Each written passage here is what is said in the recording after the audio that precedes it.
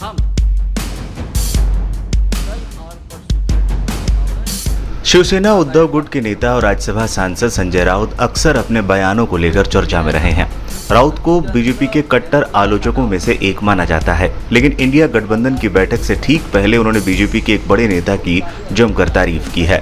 संजय राउत ने जिस बीजेपी नेता की तारीफ में कसीदे पढ़े हैं वो कोई और नहीं, केंद्रीय सड़क एवं परिवहन मंत्री नितिन गडकरी हैं। शिवसेना सांसद का कहना है कि केंद्रीय मंत्रियों में सिर्फ नितिन गडकरी का ही काम जमीन पर दिखाई दे रहा है। उन्होंने गडकरी को भविष्य का नेता भी बताया। दरअसल पिछले दिनों नितिन गडकरी के मंत्रालय के अधीन आने वाले NHAI के कामों में कथित अनियमितताओं को लेकर कैग ने रिपोर्ट जारी की थी।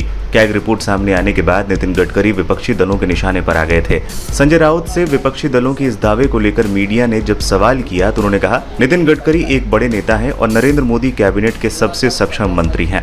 देश में अभी बस उनका ही काम नजर आता है। वो देश के भविष्य के नेता हैं। तारीफ क्यों कर रहे हैं संजय राउत? आम चुनाव से पहले सियासी गलियारों में ये अटकलें हैं कि अगर बीजेपी अपने दम पर बहुमत नहीं ला पाती है तो नितिन गडकरी पार्टी की तरफ से पीएम पद के दावेदार हो सकते हैं। गडकरी को संघ का भी करीबी माना जाता है। इसके अलावा मोदी खेमे के विरोधी बीजेपी नेता भी समय समय पर इस बात को हवा देते रहते हैं कि गडकरी पीएम पद के मजबूत दावेदार हो सकते हैं। इसी कड़ी में शिवसेना सांसद ने यह दावा कर एक तीर से दो शिकार करने की कोशिश की है। शिवसेना सांसद की पहली पसंद जनता के बीच पीएम मोदी के प्रति उपेक्षा का भाव पैदा करने की है। वहीं उनकी दूसरी कोशिश अगर भविष्य में गडकरी पीएम बनते हैं तो उनसे गठजोड़ की गुंजाइश बनाए रखने की है। गोधरा कांड पर भी किया था बड़ा दावा।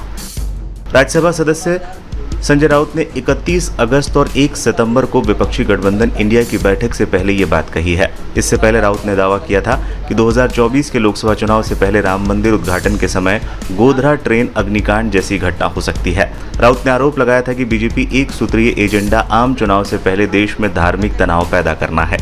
संजय राउत ने दावा किया, हमें डर है कि जिस तरह से गोधरा हुआ, जैसा कि कहा जा रहा है, राम मंदिर उद्घाटन के दौरान उसी तरह देश के विभिन्न हिस्सों से लोगों को ट्रेन में भरकर अयोध्या लाया जाएगा। सांप्रदायिक तनाव पैदा करने के लिए किसी ट्रेन पर पुलवामा जैसा हमला किया जा सकता है। लोगों के बीच ये डर है।